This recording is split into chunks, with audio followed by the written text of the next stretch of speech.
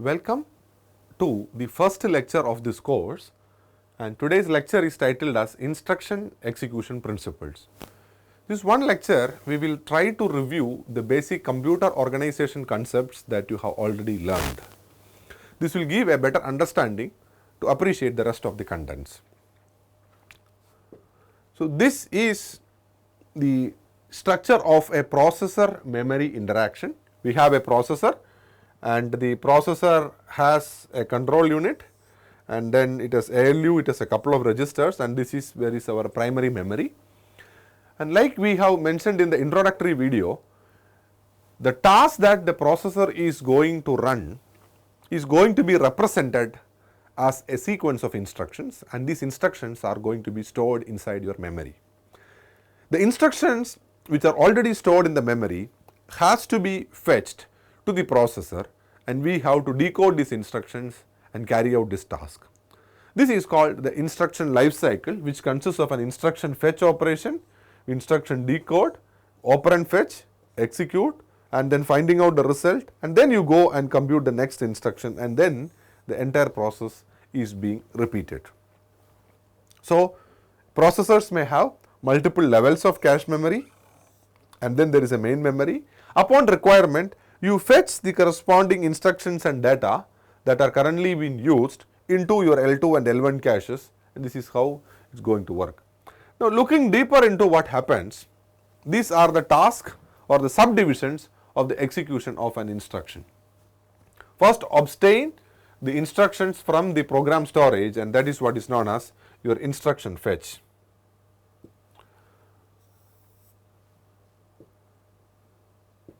And then you have to find out what are the actions to be done on this particular instruction, that is called decoding of the instruction.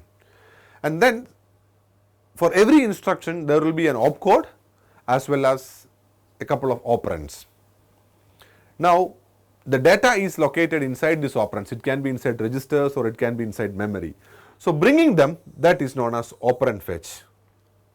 Locate and obtain the operand data. Once you get the data, then you are fit to execute the task, and that is what is called compute the result value.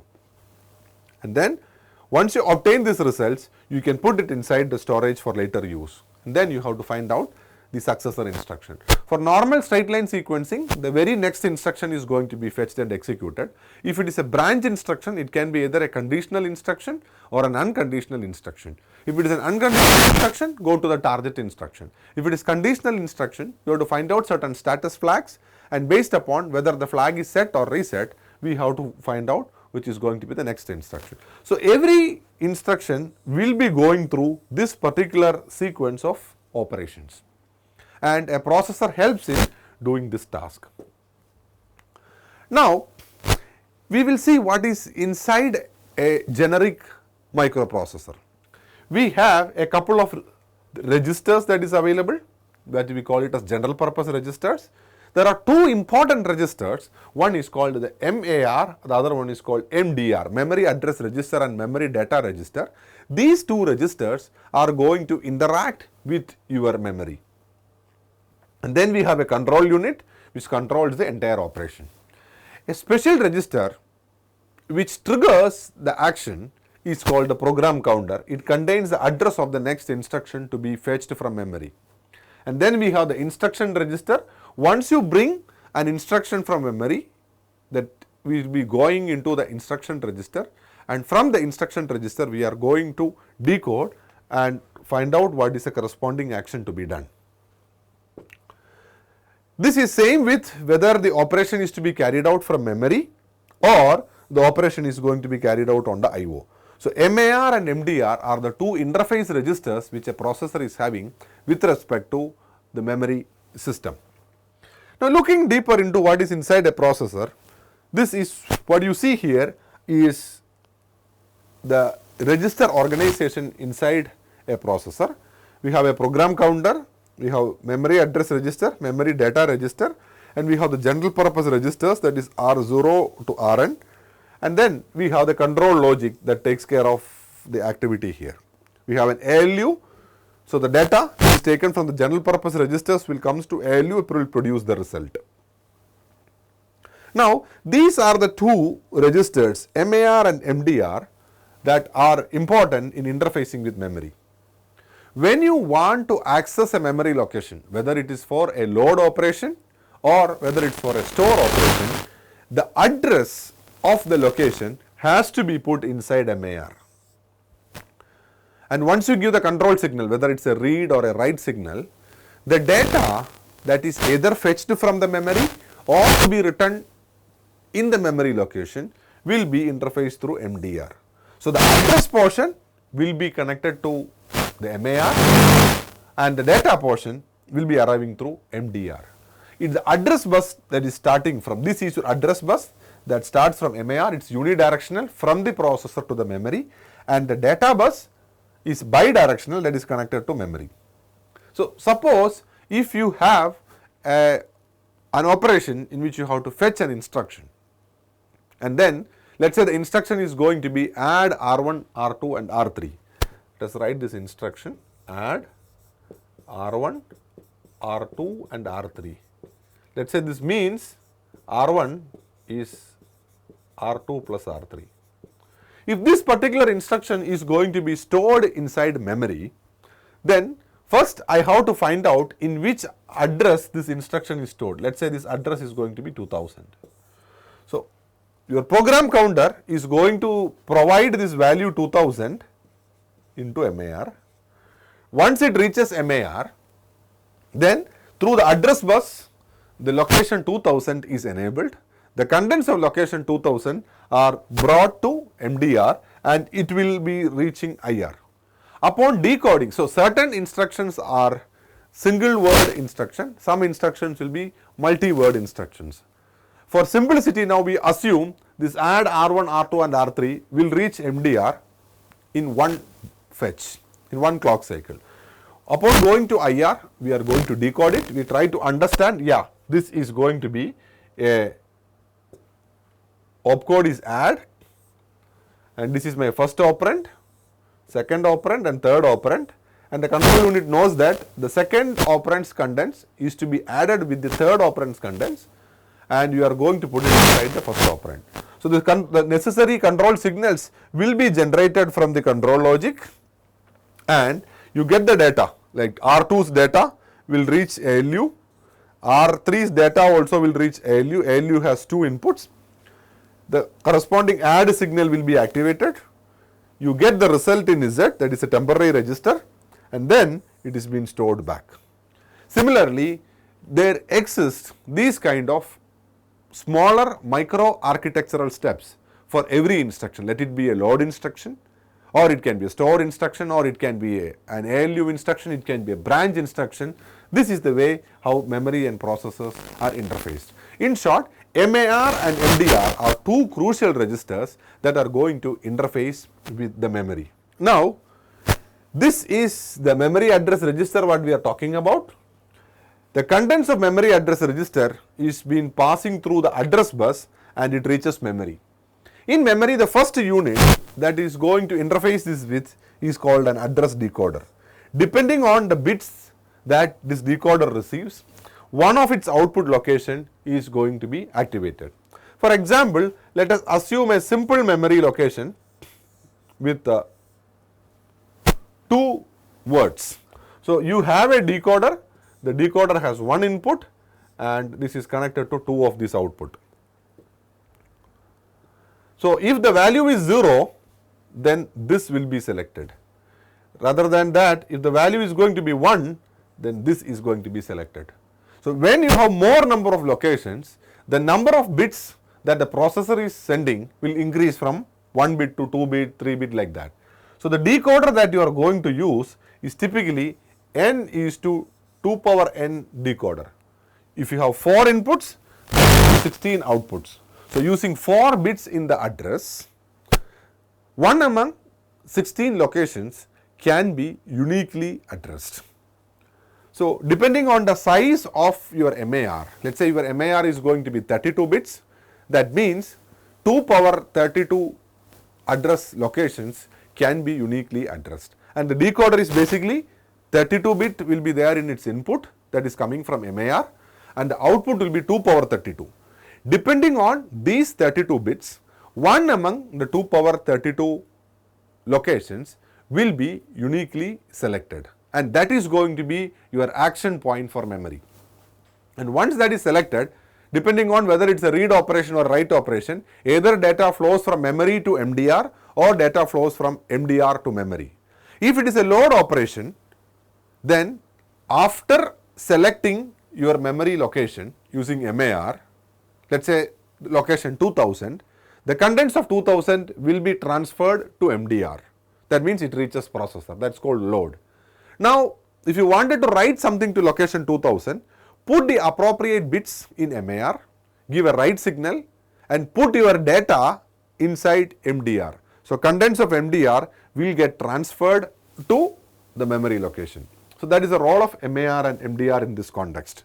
So, depending on the increase in size of MAR, the address decoder specification also changes. Now, consider this case where you have 3-bit address. So, using 3-bit address, you can uniquely access 8 locations, 2 power 3 equal to 8. If you give 0, 0, 0 as the input, then this location will be selected. Similarly, if you are going to put 1, 1, 1 as the input, then this will be selected. Similarly, depending on the various combinations that you have, any of the memory location can be uniquely selected. So, it is the address bits that the processor give will reach MAR. From MAR, it is going to reach the corresponding memory.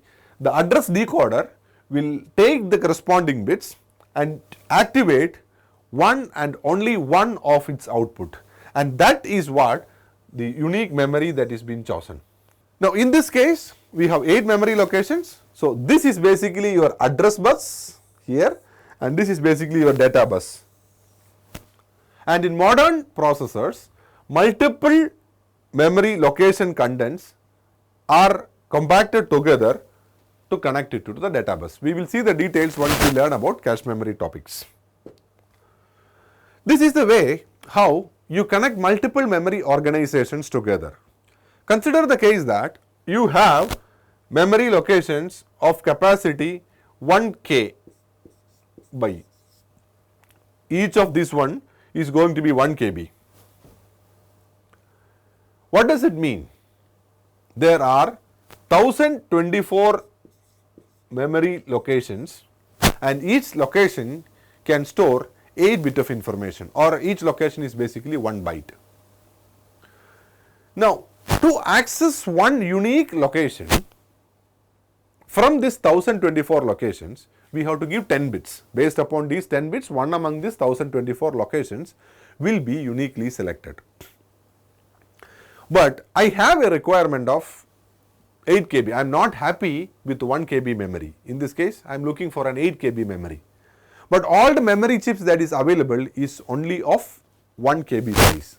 So, I am going to organize this 1 KB into 8. 8 1 KB chips are organized. Now, I have to interface this thing with the processor. When I have 8 KB, 8 KB is nothing but 2 power 13. So, I require 13 bits to come from processor in order to uniquely identify one location out of 8 KB locations. But since I have done an internal layout organization of 1K into 8 chips, I have 8 chips organized, the lower 10 bits are connected to all the chips. The higher order 3 bits, that is A10, A11 and A12, they will choose one among this chip. So, the lower 10 bits will go one of the 1024 locations within a chip, and the higher 3 bits will determine. So, this is going through a decoder, it is a 3 to 8 decoder, it will choose one among this chip. This is the way how a larger memory is being addressed. Similarly, you can still go for larger memory locations by combining multiple smaller memory units. Now, when can we say that one computer architecture or design or one processor is better than others? We have to use certain performance metric. One kind of performance metric that is being typically used in a desktop PC is what is the execution time of a program. Consider two architectures. Let us say R is one processor, R dash is a new processor. Let us say you are going to take 5 units of time to complete a program in R, and you are going to take only 4 units of time if the same program is executed in R dash.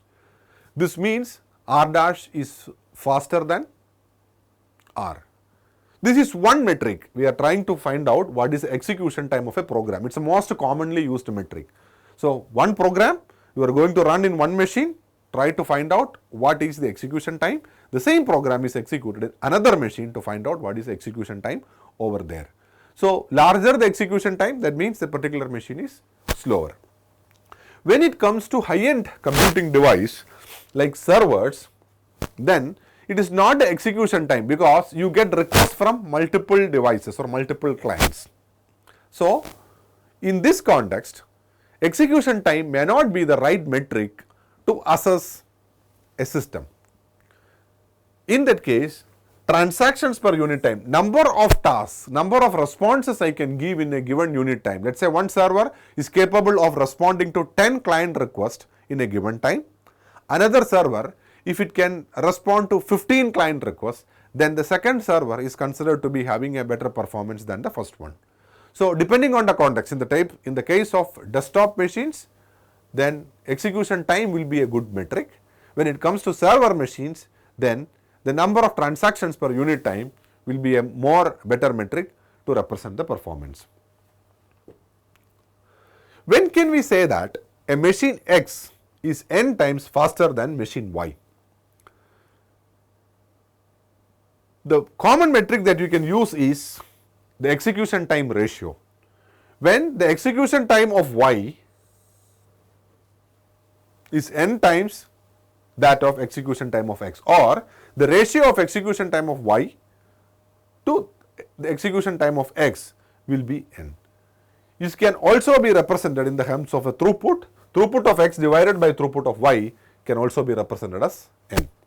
These are the typical performance metrics we can measure in terms of response time to certain devices. Once you give the data, when will it respond? Or once you give the command, by what time it is going to respond with the data. In certain cases, throughput, number of tasks completed in unit time, it can be a good performance metrics. In some other time, it is the execution time that is important. In certain tasks, there may be certain time it is going to execute with the CPU. Sometimes some IO operations need to be there. Sometimes we are only bothered about what is going to be the execution time. So, in that case, CPU computation time is going to be a more important one. Now, once you have a processor in hand, how will you check whether my processor is better? One way of looking at it to find out execution time. I can always find out a special program which will take less amount of time in my architecture when compared to the baseline architecture. That need not be true for a different program. For a program A, my machine may be better. For a program B, the baseline machine may be better. So, there is a common consensus in computer architecture community, how can you rate, and that is what is called benchmarks. Benchmarks are standard programs, and when you run these standard programs on a machine A and a machine B, then you may be able to find out. Rather than using your own programs, it is always better to rate an architecture with respect to the standard benchmarks programs available. Benchmarks can be classified into synthetic benchmarks, which are artificial programs which won't represent any kind of a real application. These are artificial programs which will create fetch, decode and execution effect. Or we can use real benchmark suites like SPEC 2006, Parsec and Splash. These are some of the commonly used benchmarks in architecture community. Now, this is the details of SPEC 2006. You can find the details from the SPEC website. These are the SPEC programs, SPEC 2006 programs. Now, by using architectural simulators, we are going to learn one of the simulator GEM 5 in our course. The simulator will help you in finding out lot of internal characteristics of a program. We have heard that there are different spec programs.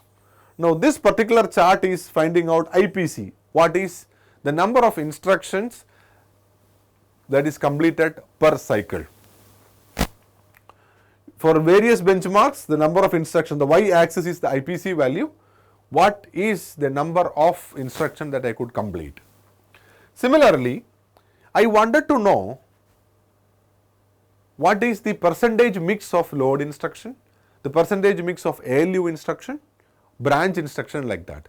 Architecture or some command over architectural simulators will help you in finding out this profile. For example, you can see 40% of them are load instruction, 20% of them are store instruction, like that, for what is the split up of the instruction. Similarly, for each benchmark it may vary.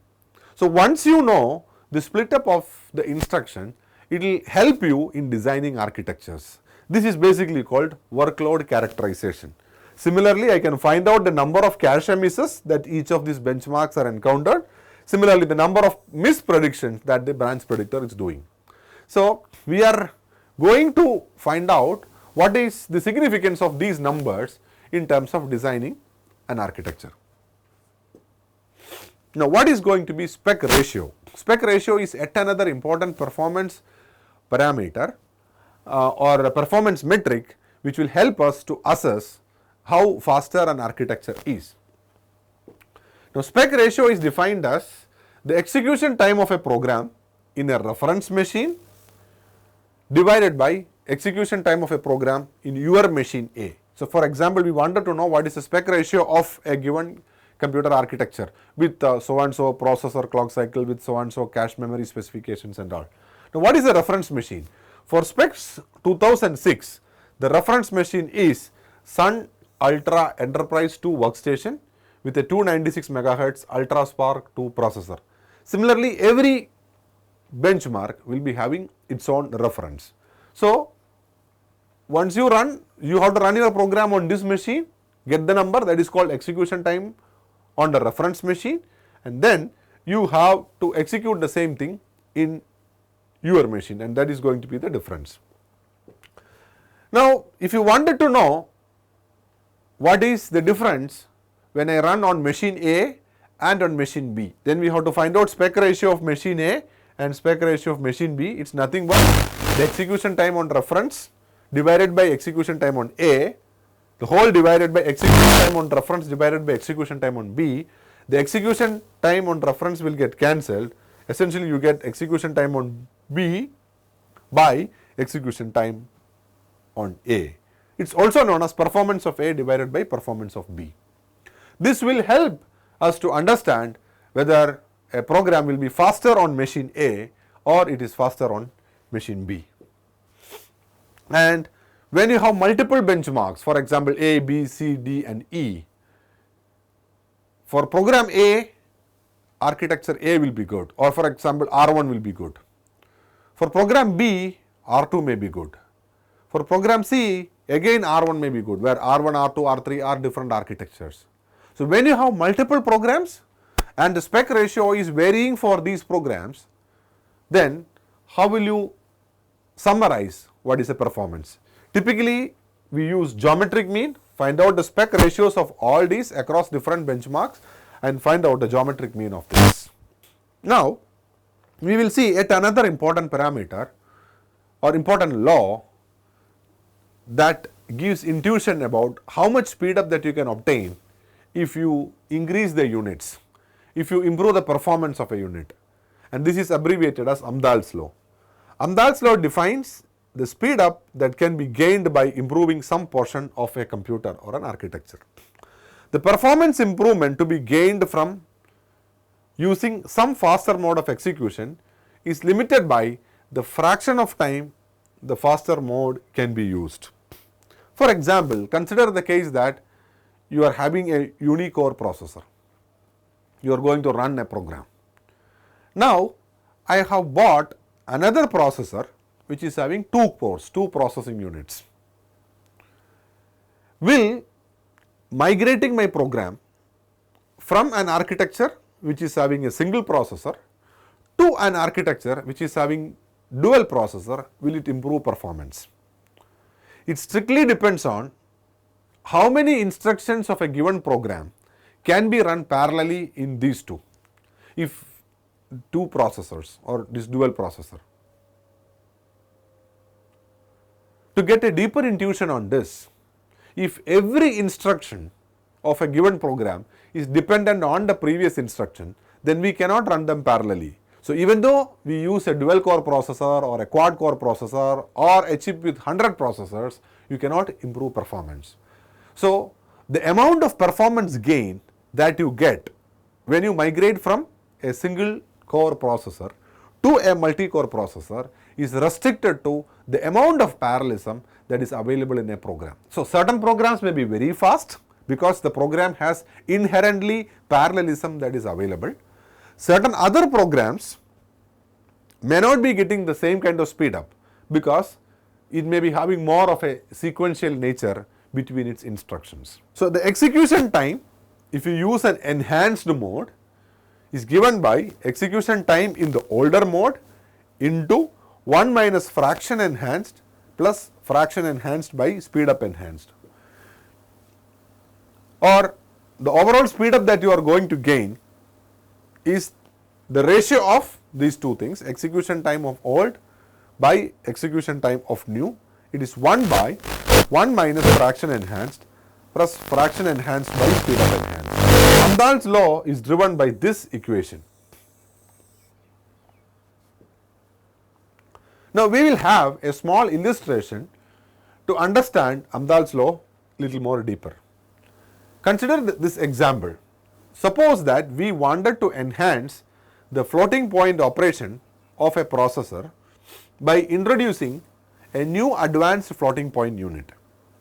Let the new floating point unit is 10 times faster on floating point computations than original processor. Assuming a program has 40% floating point operation, what is the overall speed up gained by incorporating this enhancement? To summarize this problem, we are going to take the case of a processor that has a floating point unit in it, and the floating point unit is responsible for execution of floating point instructions. Now, whether we use a sophisticated floating point unit or a normal floating point unit, it is not going to have any impact if the program that you are using is not having any floating point instructions at all. Your floating point unit will be used only when there is a floating point instruction. If you are using or if you are executing a program which is not having not even a single floating point instruction, then when the efficiency of the floating point unit is not going to bother at all. Suppose out of 100 instructions, if 10 instructions are floating point instruction, then if you use a better floating point unit, these 10 instructions will get benefit. If 100% of your instructions are floating point unit, then you will get more benefit because the percentage of instruction that are going to be executed on the enhanced unit, in this case it is a floating point unit, is going to have a significant say. Amdahl's law is basically summarizing around this factor. The amount of performance improvement you are going to get is restricted to the percentage of instructions that are going to use the enhanced unit. Now, in this case, we have to identify certain things. Solution is, this is the equation that we are going to use. The overall speed up that you are going to get is defined by 1 minus fraction enhanced plus fraction enhanced by speed up enhanced. What is a fraction enhanced? Now, the fraction enhanced portion is, how will you find out the fraction enhanced portion from the question? How much percentage of my program are floating point instruction? Only floating point instruction is going to get benefit with the new floating point unit we are going to use. So, we have 40% of our instructions are floating point operation. That is why fraction enhanced is 0.4. Now, how much speed up you get? the floating point unit alone will improve performance by 10 times on what? On floating point instructions. So, if you use an advanced floating point unit, every floating point instruction will get a speed up of 10. That does not mean your overall speed up is 10. Overall speed up is much lower than that. Amdahl's law is going to correlate. Now, we have to substitute this value. We have fraction enhanced, that is available. We have speed up enhanced, that is also available. And when you substitute, you will get this value 1 by 1 minus fraction enhanced, that is 0.6, plus fraction enhanced by speed up enhanced, that is 0.4 divided by 10. So, you will get an overall speed up of only 1.56 times. Assume that rather than this 40%, if you have 90% of your instructions are floating point unit, then this number is going to significantly increase. This is the illustration of an Amdahl's law example. Now, since our course is all about multi-core computer architecture, the question of are we going to get an improved performance if you use a multi-core machine? How will we answer that? Only if the programs that you are going to run, if the programs have inherent parallelism in it, then it can be parallelly executed across multiple machines. Consider the case that you have 500 units of work. You are going to execute this task on a unicore machine. There are 5 different phases. The first 100 can be done only by one processor. The next 100 can be parallelized, but in this case we have only one processor that is available. So, wherever you can see this blue shade, these are the instructions that can be run only on a single processor. That means all these instructions are dependent one after another. Whereas whatever you see in this green color, these can be parallelized. So, I have my first 100 instructions that can be run only on one machine. Next 100 instructions can be parallelized. Next 100 instruction again it can be run only on a single machine. This one will be only that can be parallelized, and the last 100 have to be run in the same machine. So, here we have total of 500 instructions, and you assume that each instruction will take 1 unit of time, then 500 units of time will be taken, the speed up is 1x.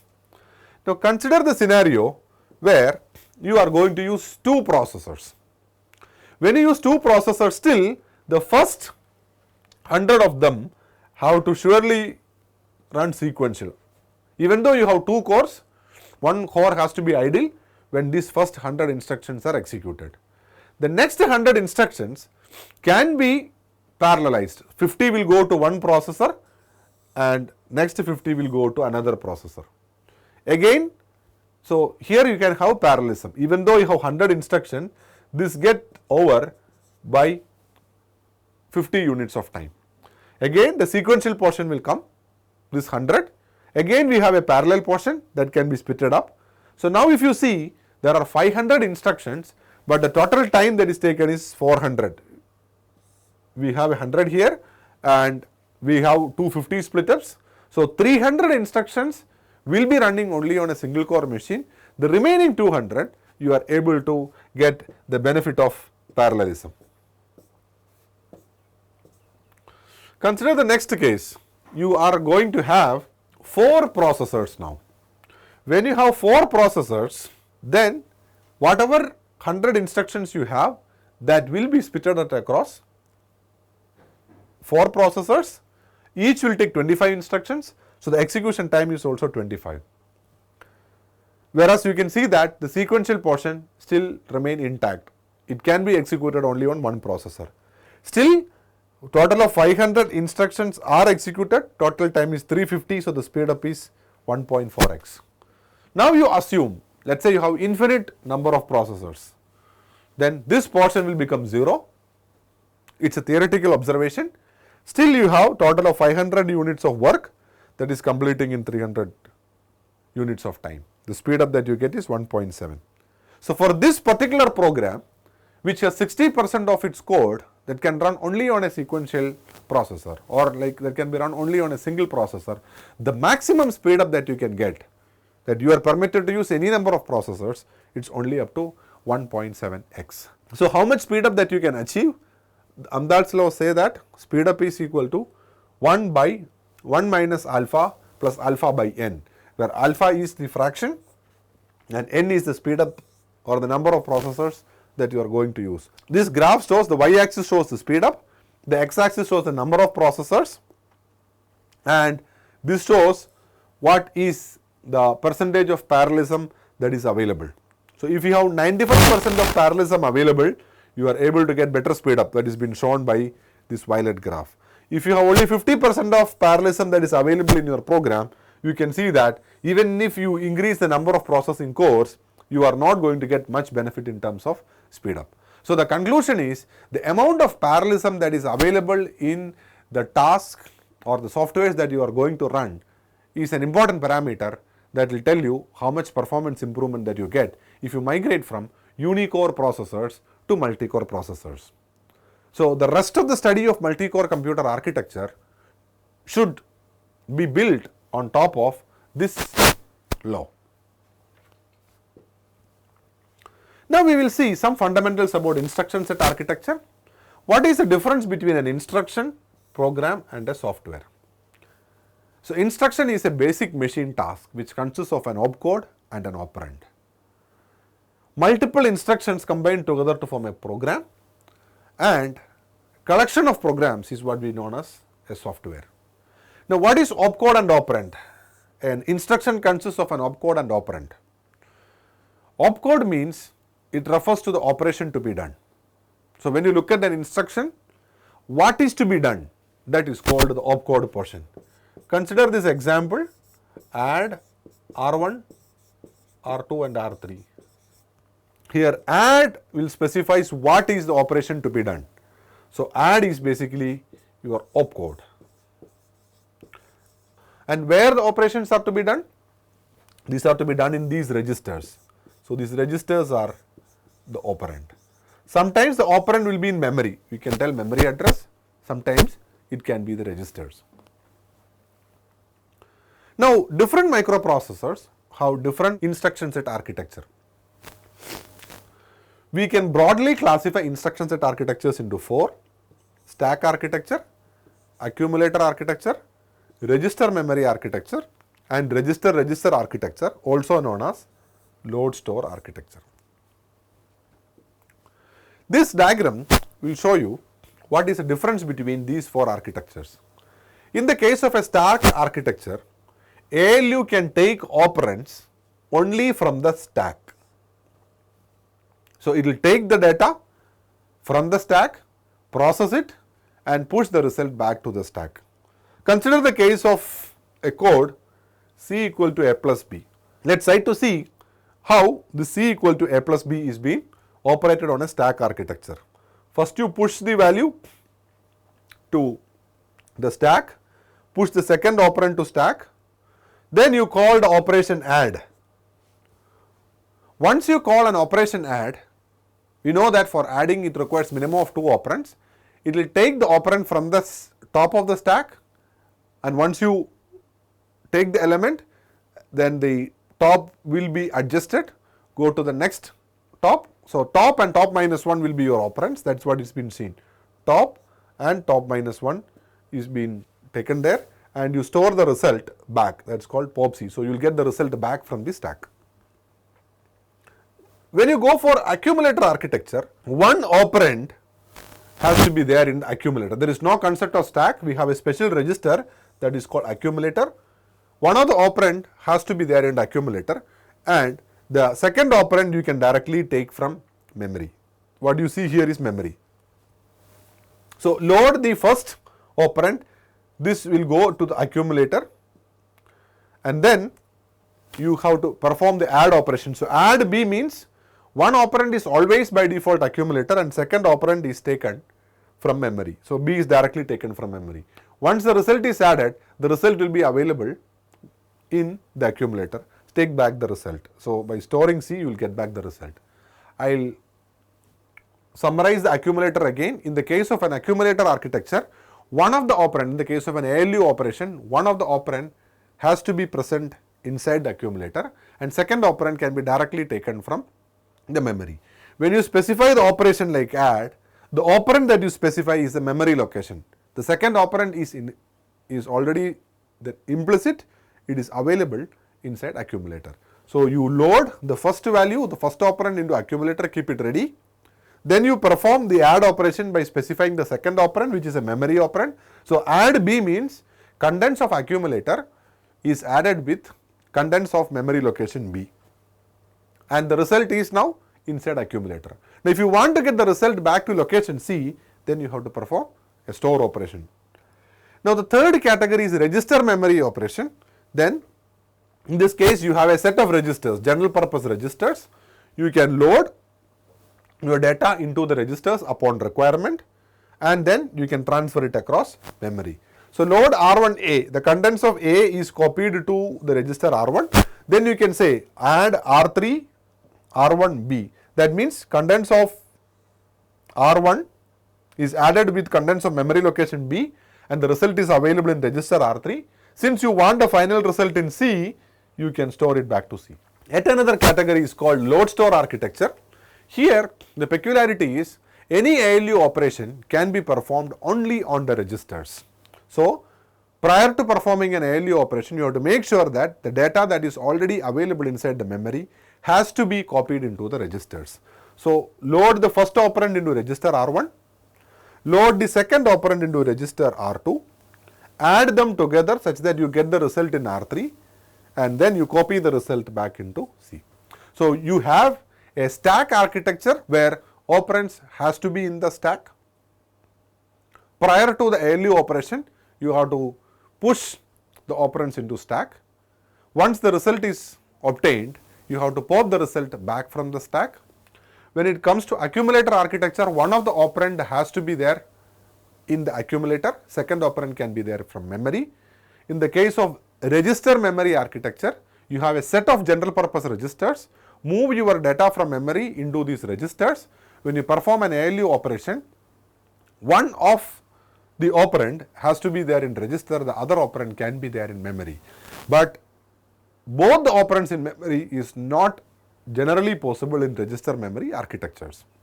And the last category is load store architecture, where whenever you perform an operation, then all the operands has to be there in registers. Another important area which we need to focus is about the way how you store multi-word data. If your memory is in terms of bytes, let's say you wanted to store a 4-byte information, how will you store it?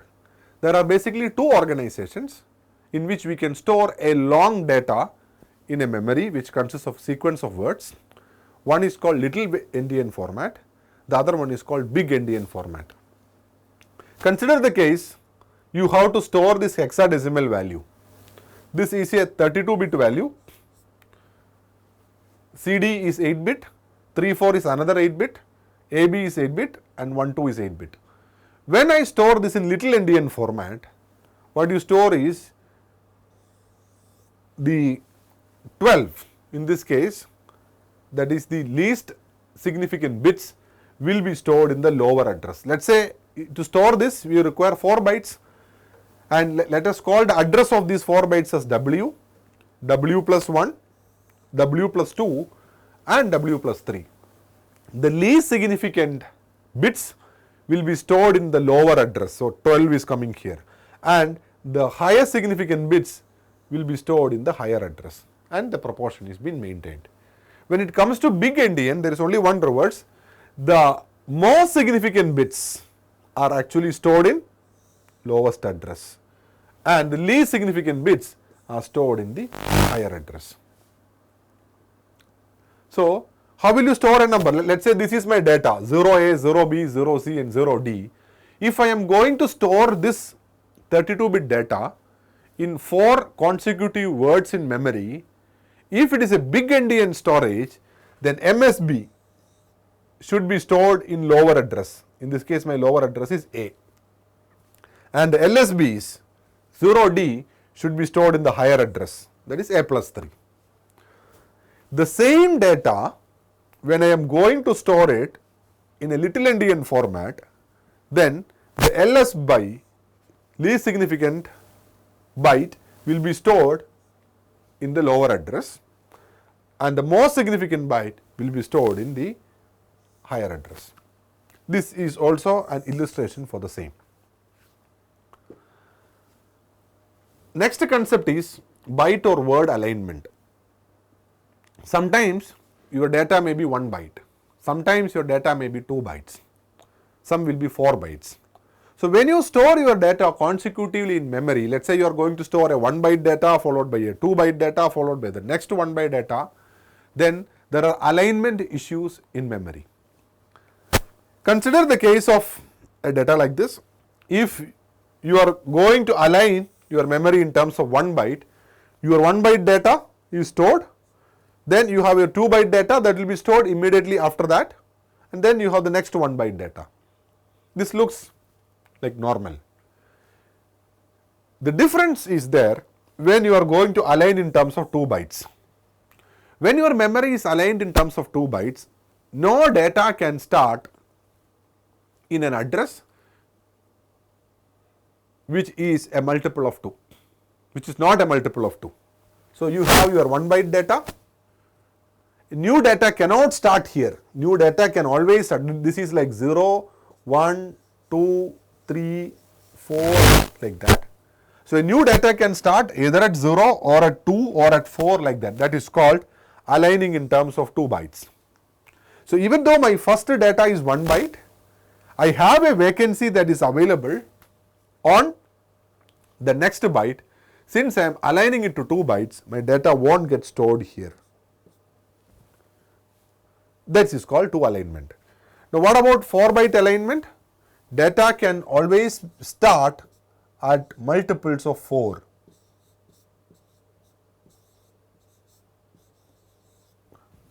You can see that first data, it's a 1 byte data, it starts at 0.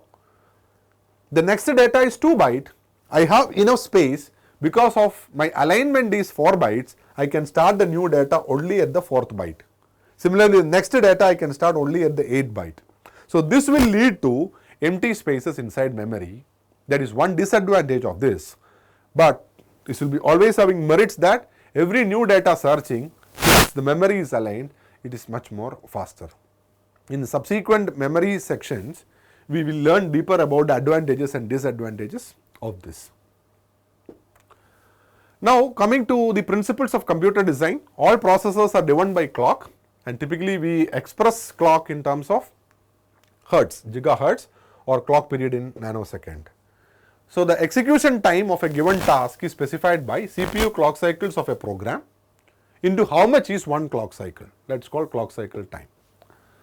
Now CPI, cycles per instruction, it is one important metric which will tell how fast a processor can execute a task. CPU clock cycles of a program divided by instruction count. This is called CPI. Now CPU time is defined as instruction count, the total number of instructions, into what is the average cycles required to complete one instruction, into, so this will give you in terms of clock cycles, and into what is the clock cycle time.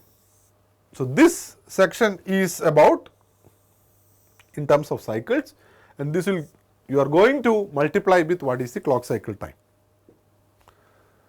That means instructions of a program, that is called instruction count, into clock cycles per instruction, into seconds per clock cycle, that is called seconds per program, and that is what is called your CPU time.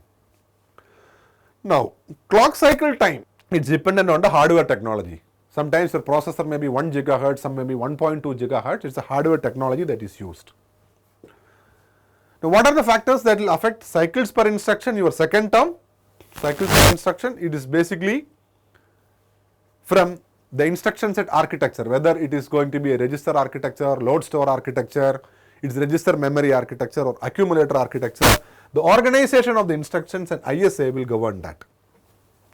And what will govern your instruction count? That also is governed by instruction set architecture. and the compiler technology that you are using. If you are having the RISC instructions, if you are going to use CISC instruction, these things may vary. So if you are using a highly optimizing compiler, compiler may compact your number of instruction, which will reduce the instruction count, which is in turn going to affect your CPU time.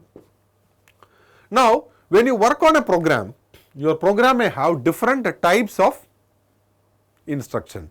Some instruction may have 4 CPI, some may have 10 CPI, some may have 2 CPI. So how will you compare these two?